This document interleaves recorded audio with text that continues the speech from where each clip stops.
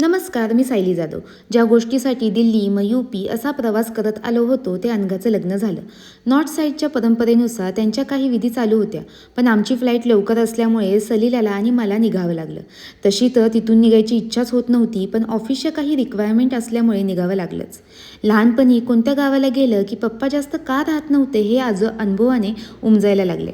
जबाबदाऱ्यांचं ओझं माणसाची इच्छा नसताना काही गोष्टी करायला भाग पाडतं हे खरंच. मग एअरपोर्टवर चवीचा पण तेवढाच महागडा चहा पीत सनराईज एन्जॉय करत मस्त गप्पा मारत बसलो. जाताना इंडिगो आणि येताना एअर इंडिया अशा दोन्ही एअरलाईनची सर्व्हिस घेतली. आणि माझं नशीब कसलं भारी, मला एक नाही तर चक्क 2 विंडोमधून व्ह्यू एन्जॉय करता आला. एक सीटला 2 विंडो, मस्त ना? या सगळ्या प्रवासात सारखं मनात येत होतं, यार किती लवकर मोठ्या झालो आम्ही.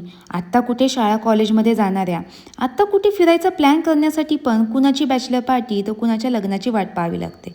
लहानपणी मोठी लोकं बोलायची, या वयातच जगा, हौसमौज करा, मैत्री करा, जपा, ती टिकवा. कारण लहानपणीच्या मैत्रीत एक वेगळीच जादू असते आणि ती जादू आयुष्याच्या शेवटापर्यंत तुमच्यासोबत आठवण म्हणून का होईना सोबत राहतेच. अशीच आमची मैत्री शाळेपासून चालत आलेली. रोज भेटीगाठी नाही झाल्या तरी तेवढीच आपुलकीची आणि हक्काची.